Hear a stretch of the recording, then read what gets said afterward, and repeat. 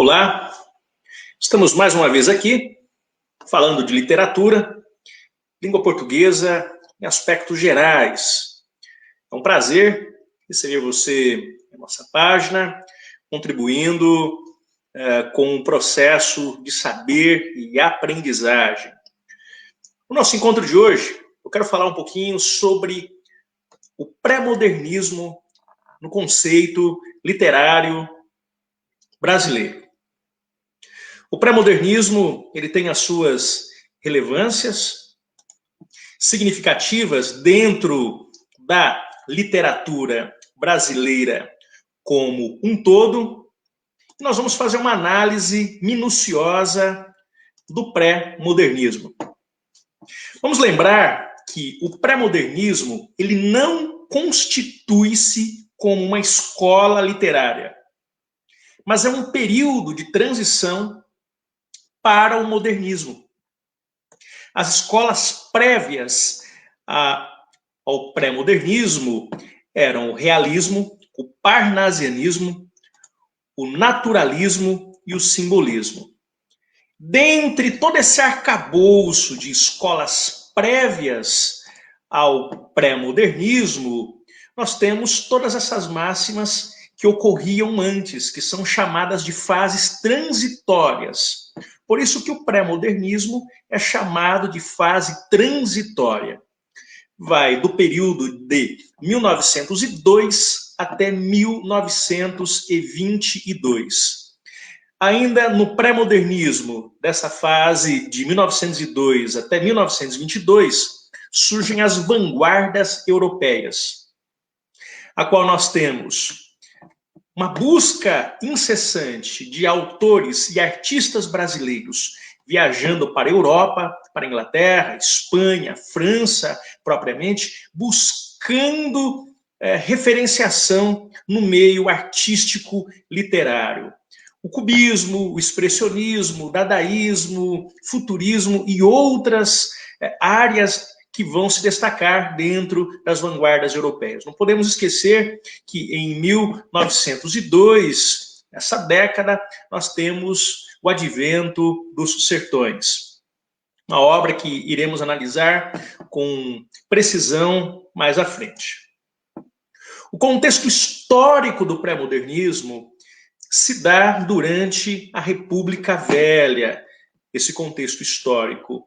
Não posso me esquecer que o advento da República Velha no pré-modernismo se dará com grandes efervescências políticas na República Velha.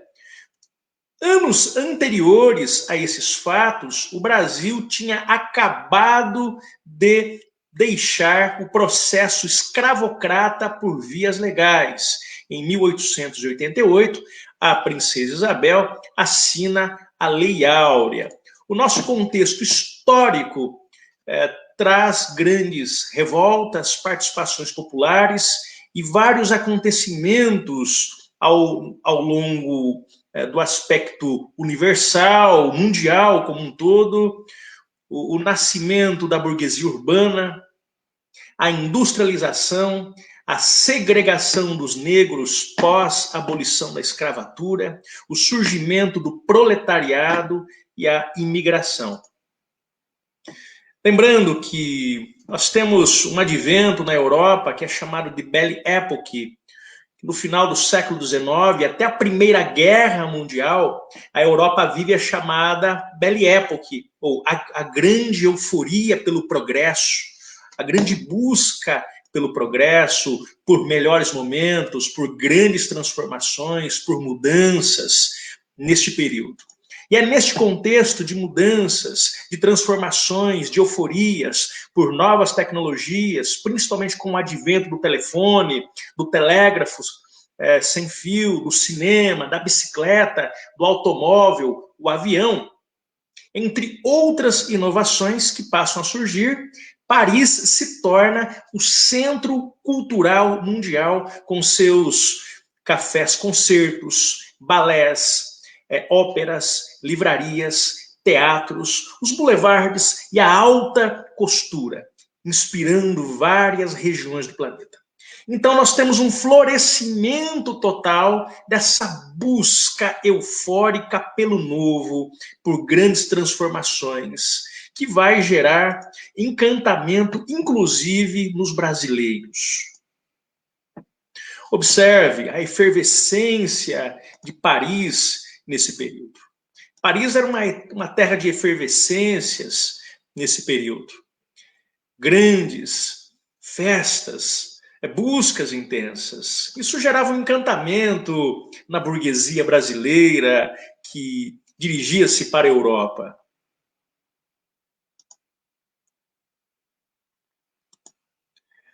Então, esse contexto histórico, que vai aí de 1870 até 1920, a República do Café com Leite, São Paulo e Minas Gerais, sempre alternando-se no poder, governantes representativos dessas províncias, a consolidação do regime republicano, propriamente,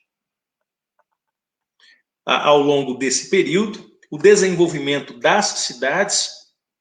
Nós temos o processo de imigrantes que chegou em massa pela demanda do Brasil de mão de obra livre e qualificada, tendo em vista que a abolição da escravatura gerou outras problemáticas sociais, que também veremos logo à frente.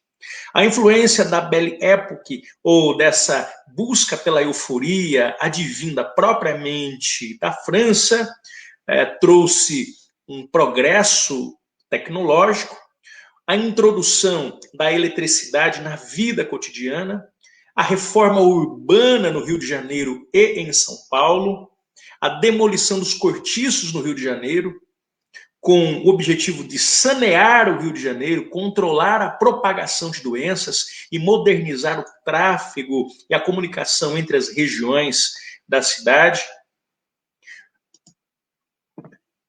Mas toda essa prosperidade, ela passa a ter o seu questionamento em detrimento das demandas sociais que não eram resolvidas. O pré-modernismo torna-se uma fase transitória de denúncias e de várias denúncias das problemáticas sociais vivenciadas no Brasil, que era uma recém-república. O surgimento das favelas no Rio de Janeiro era um problema. Nós temos a revolta da vacina em 1904. Vou fazer a ressalva aqui que se contrapor a vacinas não é um advento apenas agora aí do ano de 2021, o pessoal que estão se contrapondo a serem vacinados contra a Covid-19, sempre há uma questão política e sempre há uma desinformação ao longo da história envolvendo o processo de vacinas. Greve dos operários em São Paulo, em 1912, a Revolução dos Canudos na Bahia, em 1896 a 1897, nós temos o ciclo do cangaço, que vai ocorrer em 1909, o misticismo, a espécie de narrativa apocalíptica do Padre Cícero, lá no Ceará, em 1911 a 1915, a Revolução do Contestado em Santa Catarina, em 1914. Então, essas revoltas, elas vão surgir por todo o país, essas revoltas. O Brasil fomentava-se economicamente e politicamente na região sul e sudeste. A região norte e nordeste permanecia em colapso, em abandono, apenas em mera exploração política, exploração da mão de obra e uma polarização no que diz respeito ao abandono. Fomentava-se, investia-se muito na região sul e sudeste, propriamente São Paulo, Minas Gerais e Rio de Janeiro. Na região sul também investia-se, mas não tanto quanto na região sudeste. Região norte e nordeste sempre abandonada, a qual nós vamos ter os adventos das revoltas que vão surgir nessas regiões.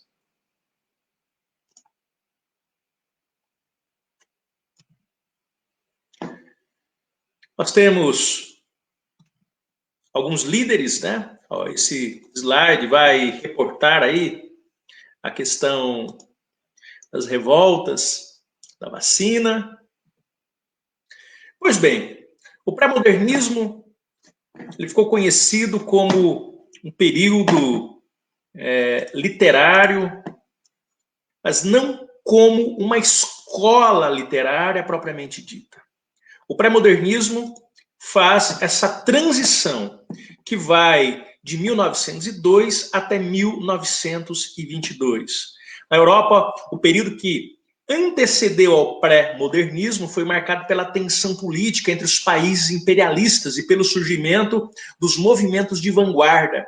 Já no Brasil, a proclamação da República, o surgimento das favelas e a Guerra de Canudos são alguns fatos históricos que levaram os autores desse período a realizarem críticas sociais, econômicas e políticas em suas obras. Por ser um período de transição, o pré-modernismo apresenta traços de estilos do século XIX, como realismo, naturalismo, parnasianismo e simbolismo. Além disso, é marcado por um nacionalismo crítico, ou seja, sem idealizações românticas. Desse modo, autores como Lima Barreto, Graça Aranha e Monteiro Lobato mostram em prosa um Brasil sem retoques, enquanto o poeta Augusto dos Anjos revela sua descrença na espécie humana. Isso ocorre com muita precisão e com muita clareza nos escritos desses autores do período pré-modernista. Então, não é uma escola literária. Você que está acompanhando essa transmissão, tenha em mente, o pré-modernismo não é uma escola literária, mas sim uma fase transitória. Transitória do parnasianismo, simbolismo, para os modernistas. Então, há uma denúncia da realidade brasileira, há uma valorização do regionalismo, tem um caráter documental, uma linguagem conservadora e vai vislumbrar e denunciar os tipos humanos que são marginalizados por uma política oligárquica. Então, essa denúncia, protesto, é uma arte de interesses pelos problemas sociais, reportando denúncia, protesto, documentação crítica, e vai evidenciar os dois Brasis. Um Brasil arcaísta e rural e um Brasil refinado e litorâneo. Um Brasil que valoriza a elite oligárquica, e um Brasil que vai subalternizar o trabalhador agrário, o trabalhador rural. Aquele que produz de fato a riqueza para o território nacional é desvalorizado e subalternizado em todos os seus aspectos. A literatura do período pré-modernista faz essa denúncia.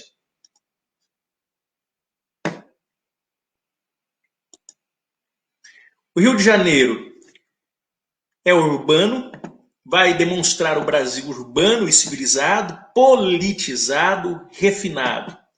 Essa é a imagem que tenta se passar para a política externa sobre o Rio de Janeiro, que é um lugar extremamente moderno e politizado, onde as mulheres cariocas poderiam se sentir como se estivessem em Paris. A ideia era transformar o Rio de Janeiro numa espécie de Paris na América Latina.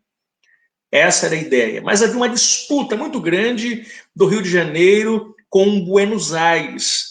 Havia uma disputa.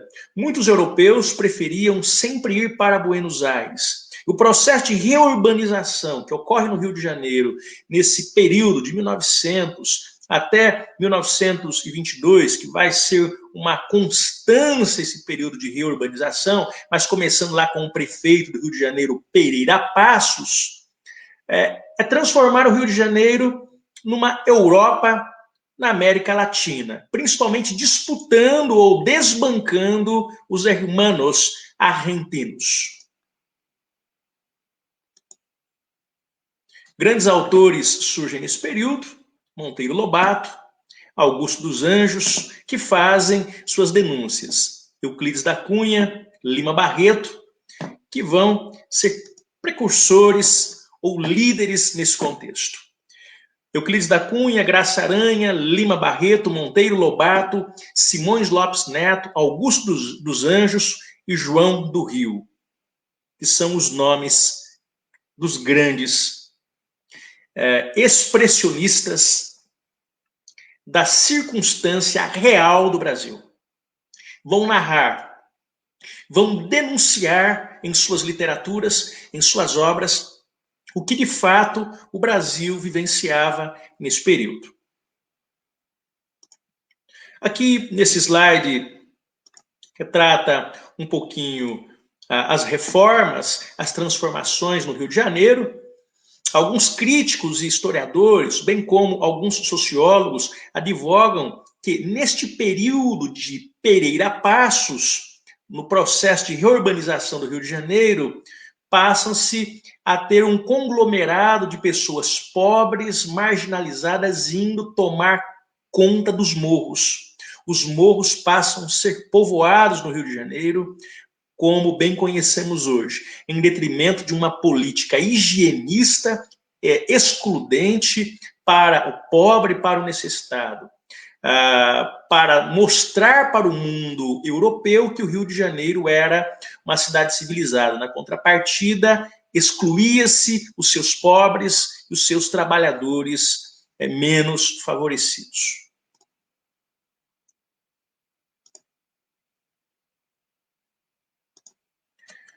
As pessoas no processo de mudança, aqui nós temos pessoas se mudando do Rio de Janeiro quando foram desapropriadas.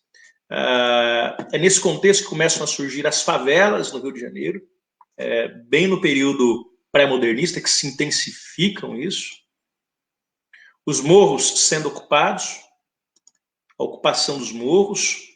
Pereira Passos querendo transformar o Rio de Janeiro num lugar civilizado para os europeus, mas marginalizava o brasileiro, o trabalhador como um todo. Então é nesse contexto que surgem as denúncias. Nós vamos ter na prosa do pré-modernismo uma figura de Lima Barreto. Lima Barreto será um dos grandes denunciadores dessas problemáticas. Ele nasceu em 1881 e morre em 1922, no Rio de Janeiro. Ele era funcionário público e jornalista. Os seus textos têm uma linguagem coloquial, ele retrata a população pobre, oprimida do subúrbio carioca, as periferias urbanas, a divisão de classes, a exclusão social, os pobres e os rejeitados. Luta contra o preconceito, seus textos possuem bom humor e uma certa ironia. Um dos seus principais romances é O Triste Fim de Policarpo Quaresma. A problemática não era apenas no Rio de Janeiro, nós temos uma problemática também em São Paulo, um grande centro urbano, aqui em São Paulo, a industrialização, consequentemente, com as pessoas vindo para São Paulo de todas as partes do país, o desenvolvimento industrial, surgem também, por consequência, os problemas sociais. Então, nós temos uma denúncia aqui em São Paulo. O São Paulo industrializado e o São Paulo rural. Nós temos o Brasil caipira. Nós temos um anacrônico desacordo com a época, né? Um inerme e um indefeso, um analfabeto, um obtuso, um bronco, um estúpido, que vai se tratar das temáticas do autor e escritor Monteiro Lobato. Nós temos aí Urupês, que vai ter a figura do Jeca Tatu, e Cidades Mortas, que são uma forma de trazer uma caricatura do brasileiro e suas demandas da época. Monteiro Lobato faz isso com muita precisão. Monteiro Lobato, ele tem uma linguagem culta e conservadora, ele retratava o interior do estado de São Paulo.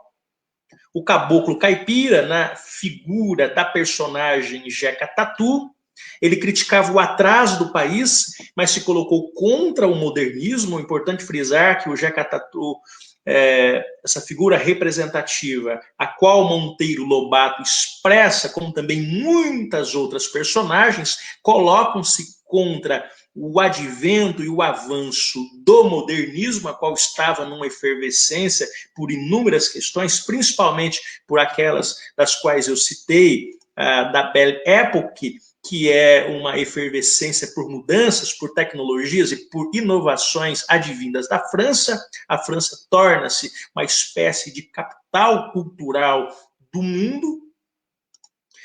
Então, é uma figura polêmica, Monteiro Lobato. É criticado por preconceito. Ele escreveu literatura infantil e literatura para adulto. Aí nós vamos entrar ainda no período pré-modernista, a questão da região Nordeste, a região nordestina, como um todo, a figura do caboclo. Nós temos o Nordeste urbano, em Recife, do século XIX e século XX. Ceará, século XIX e século XX, também seu processo de urbanização e desenvolvimento. A Bahia, isso aqui é a Avenida Oceânica. E nós temos o Nordeste rural, anacrônico, ignorado, brutalizado e fatalizado. O Nordeste rural é um Nordeste ignorado. É um Nordeste ignorado pela política hegemônica, oligárquica da região sudeste do país. Esse nordestino sofre muito pelo esquecimento. Nesse Brasil rural que é explorado intensamente. A seca é um dos agravantes também para gerar um sentimento de revolta, de abandono no povo nordestino. E com esse sentimento de abandono surgem então lideranças locais, surgem os cangaceiros, ou o cangaço como um todo. Um grande escritor que vai fazer a diferença narrando e relatando é Euclides da Cunha, esse período e essa fase da região nordestina. Ele nasceu no Rio de Janeiro, foi engenheiro militar, jornalista, intérprete do Brasil, sertão da Bahia. Ele faz uma denúncia e uma análise psicológica daquilo que ocorre em detrimento do abandono do governo brasileiro ao povo nordestino. Sua principal obra é Os Sertões, que vai fazer uma análise sobre a terra, o homem e a luta. Então, Os Sertões, que é essa obra de denúncia social, né? É necessário compreender e explicar o fato social que envolve a guerra. Nós temos um determinismo social, ele vai justificar a divisão da obra em a terra, o homem e a luta, e uma linguagem muito sofisticada que está impetrada nos sertões, tendo em vista que Euclides da Cunha era um jornalista muito culto. A figura dos religiosos messiânicos, como o Padre Cícero e outros que vão surgir nesse período, liderando um conglomerado gigantesco de pessoas revoltosas contra esses abusos políticos, como também o Brasil dos imigrantes. Nós temos a terra de Canaã, né? Com a abolição da escravatura, o Brasil passou a importar mão de obra escrava estrangeira. Surgem os conflitos de adaptação e questões raciais. Graça Aranha vai tratar isso em suas análises, em suas obras propriamente. Os migrantes chegam, principalmente vindos da Itália, da Alemanha e de Portugal. Muitos eram esses imigrantes, mas os conflitos também existiam. Muitos fazendeiros passaram a tratá-los como escravos, embora fossem remunerados, mas sua remuneração às vezes era apenas em troca de comida e moradia. Isso tudo é feita a denúncia nas obras de Graça Aranha. Graça Aranha nasceu no Maranhão em 1866, morrendo em 1931, faz uma análise histórica do Brasil em relação à imigração, sua natureza, mais tarde rompe com os padrões convencionais e adere ao modernismo. Romper com os padrões convencionais significa romper com o naturalismo, o realismo, o parnasianismo e o simbolismo. Um romance de ideias e discussões sobre o Brasil, ele expressa, principalmente em Canaã, onde os imigrantes, Mical e Lentz, representam duas ideologias postas em debates, ou seja, o contraste entre o universalismo representado por Mical e o racismo representado por Lentz. Depois temos a poesia do pré-modernismo, representada por Augusto dos Anjos. Características de sua obra: escritor do mau gosto, do horrível, do escárnio, dos vermes, linguagem culta, técnica, linguagem popular, enfim. Ele vai retratar o cotidiano modernista, as questões cientificistas envolvendo o período. Ele sofre uma influência do cientificismo positivista. Ele é pessimismo, é influenciado pelo Arthur Schopenhauer, um grande filósofo. Também sua angústia influenciada com outros autores e filósofos da época. O seu materialismo se evidencia um sincretismo parnasiano ao todo, como também há uma musicalidade em suas obras que trazem traços da escola simbolista.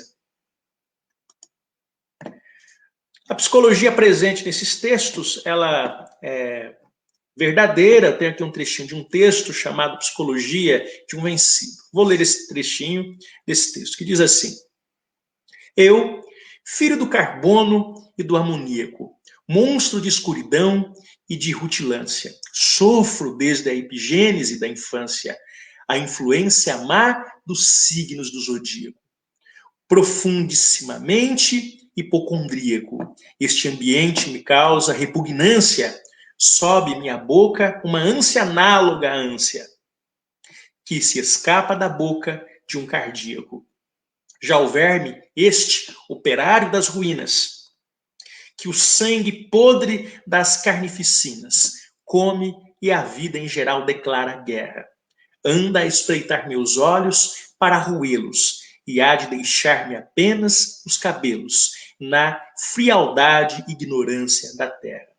Aqui nós estamos diante de um poema a qual ele retrata a maneira como o trabalhador rural, o trabalhador da terra é tratado e retratado nesse texto como vermes que são explorados e conduzidos apenas às migalhas e ao que há de pior deixado pelos políticos e pela sociedade gananciosa. Por fim, nós temos outros trechinhos aqui. Aí tem a figura de Monteiro Lobato, né, que vai ser um grande nome também nesse período. Eu quero finalizar com você que esteve aqui acompanhando, ou que vai assistir essa transmissão, voltar a frisar: o pré-modernismo não é uma escola literária, mas sim uma fase transitória do parnasianismo, do realismo, do simbolismo e da própria escola realista como um todo. Faz essa transição, denuncia-se as questões que ocorrem no Brasil, principalmente na região Nordeste, e as questões envolvendo a elite, a burguesia em São Paulo e no Rio de Janeiro, e o processo imigratório como um todo, para, em 1922, na Semana de Arte Moderna, começa-se, então, a primeira fase modernista da literatura e das artes no Brasil. Até o nosso próximo encontro, para falarmos sobre a primeira fase modernista no Brasil. Um forte abraço e até a próxima.